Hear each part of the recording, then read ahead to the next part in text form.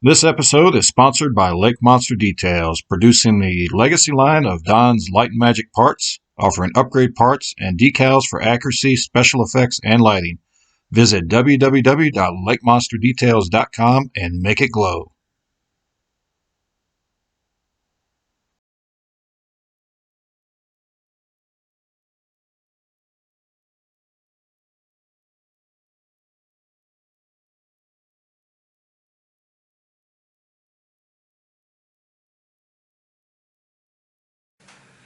Hey guys, Will here. Welcome back to Model from Ninjas Show. This is episode 13 of my original series 1-350 Enterprise build.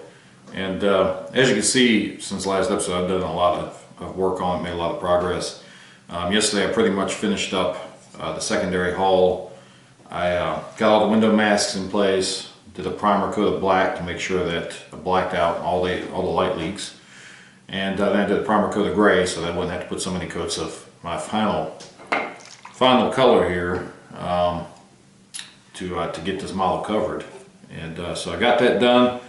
It's got a clear coat on it, and I went ahead and started wiring up. I put the nacelles on the pylons and start putting them together. And I just want to talk about a few issues I run into. Going back to, is this really a good plug and play kit? So some of the issues I've run into, I've just had a lot of wire breakages. Getting towards the end here. I already talked about some of the issues with these connectors on the boards coming loose, and I've had to resolder them in places.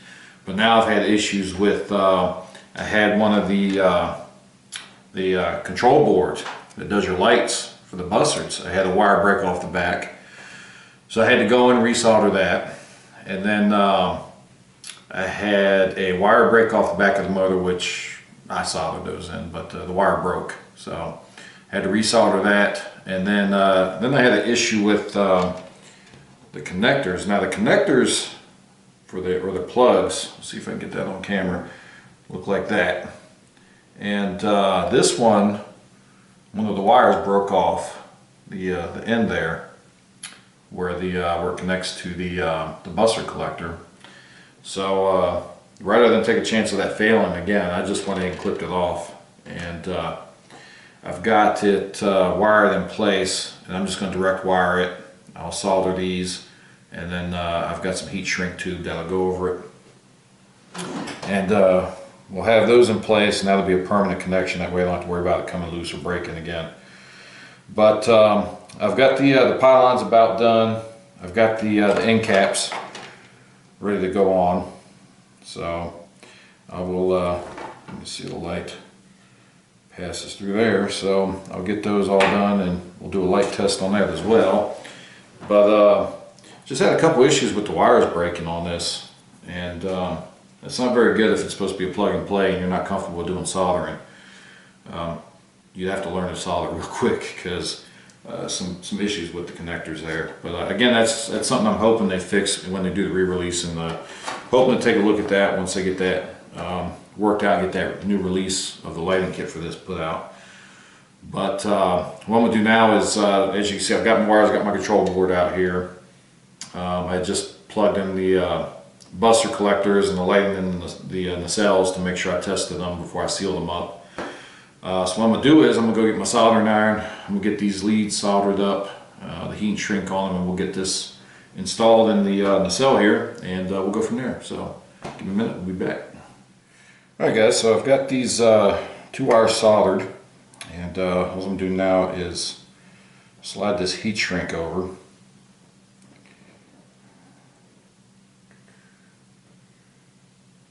That way we don't get any grounding. Take my lighter here and shrink it down. Make sure it's got a nice tight fit on there. Alright, so we've got that soldered on now. I'm just going to shove our little voltage regulator in there. We've got the rings in place. Alright. Now the other thing I should mention too is, I'm going to plug this in real quick and test it. But I did get my replacement bussards for these. Alright, so we're looking pretty good. Everything's running good. I did get the replacement bussards. Polar Light sent them to me. Doesn't cost you anything, so if you run into that issue where these wobble, and actually they're not looking too bad right now. Not wobbling too bad at all. They're wobbling a little bit, but I want to test these out anyway because I want to try these with, right now I've got the metallic strips from the Paragraphics kit. And I know on the Smithsonian when they did the restoration, those are actually black. So the masking kit that I got from Aztec Dummy has strips to mask these off, and they're black. So I think I'm going to try that. I'm going to test them out on here and see how they look. So I think that's going to look closer to what the studio model was supposed to look like. So we'll take a look at that. I've got a couple other things I need to paint up, and then we'll come back and we'll do some more work. So give me a couple minutes, we'll be back. Alright guys, so I got a couple parts painted up. I got the grills done for on top of the pylons here. And these come with a Paragraphics photo etch part. Kind of like I had showed on the vents for the warp nacelles. They do have a lot of fine detail. The only thing, just like with those, with these, you've got to be careful when you paint them. To me, a fine white primer did fine with it, but once you go to paint it with anything thicker, like I used Tamiya, I gotta go get the bottle and see, but I use a Tamiya spray can, and you gotta hold it back a ways when you paint these. But the way I did these was, you've gotta glue these to the kit part. And what I did was I painted the kit part flat black, and then I sprayed the vents. Before I applied them, I sprayed the Paragraphics part, the gray that I've been using for my accents. And I did that to try to give it a little more depth, and it probably doesn't, it's not going to show up on camera probably, but it does give it a little more depth. You get a little bit of that black in the background, and you get the vents. So what I did was I painted it up, I super glued the two parts together, and all you do is, well, I'll tell you this, you do kind of need to sand these on the edges. What I did was I sanded them and I gave them a little bit of a bevel on the bottom to make them slide in here a little bit easier, because pressing these in, they're a really tight fit, and some of these, I haven't glued these in yet because I may have to sand them down a little bit more because they're not quite sitting flush. So you may have to sand the edges on these plastic parts, the kit part, more to get it to fit in there. But basically you just take it, and we'll press it in, we'll see if it'll go in there. Right now I've just got all these pressed in place until I see how they fit. And some of them, like I said, I may have to come back and, but as you can see, they're the grills are all in there. They turned out pretty well. So those are all in place, and I'm gluing the bussards, the front part here, onto the nacelles. And basically all I'm doing is I'm just taking my hot glue gun, and I'm just putting a little, very small dot of hot glue in there, just to hold it in place. And what that does is, if I should need to take these apart, that hot glue, I can pretty much pull it apart.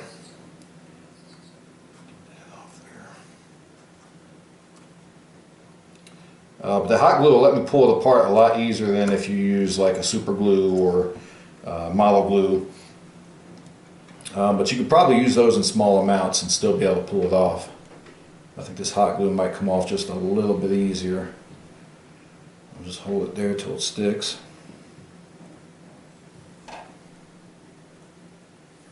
But yeah, that'll hold it in place, and that way, like I said, if you need to go back and service the motors or that later, which the motors I use, it's pretty easy. They pull out the front. The other motors that come with the kit, you might be able to pull them out the front, but they're really tight press fit. So doing it this way lets me open up the nacelle. If I need to get in and change the lights inside, I could theoretically do it. I don't know if I want to, but the option's there at least. So You know, there are other ways to go about doing that, but it'd probably be a good idea to leave these to where you can pop them off. That way, if you have any issues inside the nacelle or the nacelles, you can go back and fix it, hopefully. But so I got some other parts drying. I did the manifolds that go on the front here, and before I want to put those on though, I do want to put the saucer section on, because as you can see, it just falls back, and I don't want this thing falling over, tipping over on me. Plus I'm really anxious to see how this looks with the saucer on it. So give me a second, I'm going to grab the saucer section, I'll come back and we'll put her on. Alright guys, so it took quite a bit of work to get this to fish this end down through the neck here. I had to use some tools to grab it and push it down, but it was actually almost to the point where I was about ready to just cut this connector off the end and then reattach it once I got the wire fed through, but I managed to get it through without cutting the connector off. So it's possible it takes a little bit of work to fish it down there, and then it really helps to have something long to grab that wire with, like a long pair of tweezers or even a long pair of needle nose pliers to grab it and pull it through. So I've got it pulled through, and I've got my glue inside the saucer section here, and it's ready to attach. So let's put it on. Hopefully this goes on pretty easy.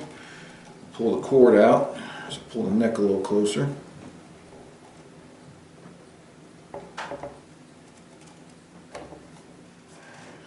Alright guys, sorry about the cut there, but it just was not going on the neck.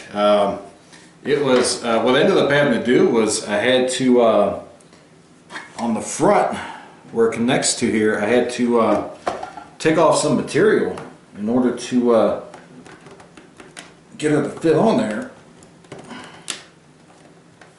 And she just did not want to go on there until I took some of that material off.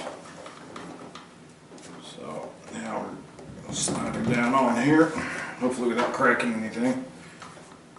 But it's definitely a very tight and snug fit. And you just got to work it on there and just be careful not to crack any of your seams. But whew. So there she goes. I think she's on there. Woo, that took a bit of work.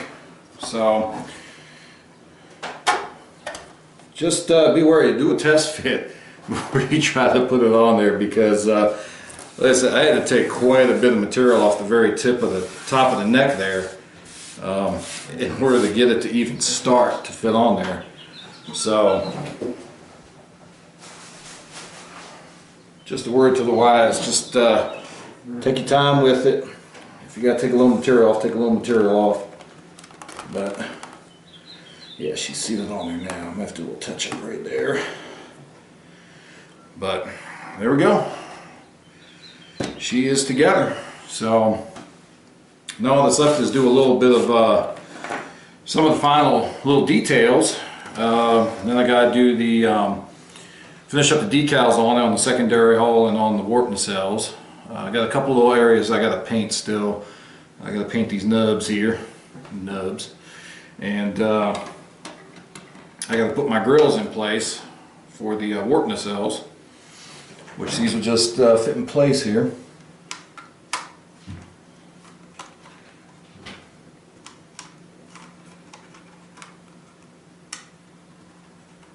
Not as easy to do when you're looking at it from this angle, but get all that fitted in place and glued in place, and I'll be good to go. I have to finish up my electronics here. I did go ahead and fish my wires up through the pylon here. You have to drill a hole in the bottom of the base and then fish your wires up there. These are, I just got two sets of wires. One is for my power for the control board, and then the other one is for my switch to control the warp nacelles being lit up. So we're getting close. This is episode 13. I think we should be able to have this wrapped up episode 15. I'll do one more episode before that and go over a couple things. And I do want to put out a video too on, I had some questions about how I did my deflector on the front, my navigational deflector, and I did kind of skate over that a little bit when I did it. So I do want to go back, and I'll try to put out a separate video on that, how I did that, and worked with the craft paints. But I've got some other things I want to test out too with the craft paint, so I'll try to do that too at the same time on the video. But so we're almost there. She's pretty much together. Like I said, just a few final details to work out, and we'll be ready for the final christening. So that way, that's it for this episode. I did want to go over one other thing. Now let me clear this off here. So we're trying to talk about new acquisitions. So new acquisition this week is the USS Excelsior, the re-release that came out. So I want to pick this up. I know quite a few of you did. Looking forward to doing this at some point. I have a lot of models to go through, so I don't know when I'll get to this one, but I have it, and looking forward to doing it at some point. I did not get the Aztec decals for it. I'm becoming kind of comfortable, or pretty comfortable with the airbrush, so I think I'm going to get a set of the Aztec masks and do the actual paint on of the Aztecs on this. So looking forward to that at some point, but it's going to be a little bit down the road. And the only other thing was, hang on, I've got to grab up the closet.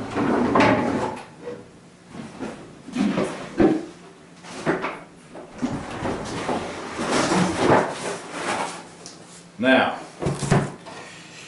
this one here, I've heard a lot of people say a lot of different things about. But personally, I decided I was going to go for it. So what this is this is the Eaglemoss build the USS Enterprise NCC 1701D. So it is a subscription. I'm not going to do a build video on it because there's several build videos out there already, and personally I don't think you can do any better than World of Wayne. So but I did want to say that I was getting into this. I could do some periodic updates on it, but I'm not going to do a full build video. This is just going to be something that I want to enjoy on the side. But it's got all the catalogs in here. You've got, I haven't even opened this up and looked at it yet, but it's got the parts. Parts all come packaged, and first I thought maybe I'd gotten something somebody returned, but it doesn't look like they glued this all the way. So, but all the parts are here. This is the first set, which is your bridge and one of your warp nacelles. And World of Wayne has already come up with two things to do to improve this model. So one is to drill the hole and light the bridge, which for some reason they omitted from this. And the other thing was to paint the warp grills copper color, so to be more in line with the studio model. So those are things I'll be looking at doing. One thing I can say is that they are being good about putting out updates to these. They've already released that they're going to be putting out some updated parts later on down the line. So, but you get your booklet that comes with some good information, and your assembly manual that also has some really in-depth information, which I'm looking forward to reading. But this is why I really got into this. This is, I believe, an actual size representation of this model. Yep, it's life size. So standing next to me, you look at the size of this thing. It is going to be absolutely huge. So I got to find a place to display this. But it is going to be absolutely huge. You can see the size of this thing next to me. I'm 6 foot, and this thing is big. So looking forward to building that. It's going to take about 2.5 years to get all the kits, I think. And yeah, it's going to be pricey. I think by the time you finish getting all this stuff, it's about a little over $2 grand. So, but that's over 2.5 years. So looking forward to building this. And you know, like I said, there are people that had a lot of negative stuff to say about it. You know, it's got some flaws, but hey, you know, what's modeling if you're not prepared to handle some flaws and correct them? So, like I said, World of Wayne, he's come out with two corrections already for it. So, I think it's going to be a big build. I think it's going to be fun to build, and it's definitely going to be fun to have after it's finished. So, but anyway, that's it for this episode. I got a couple things I'm going to work on, some painting, getting some of these other smaller details done, and we come back next episode, we'll be one step closer to being done with this. So anyway, thank you again to all the subscribers. If you haven't subscribed yet, please hit the subscribe button below, but you don't have to subscribe. If you don't, though, at least please hit the like button below, let me know how I'm doing. If you find any useful information, if you have anything you want to contribute, please leave your comments below or shoot me a message on Facebook. My contact information is in the notes below. So until next time, keep modeling.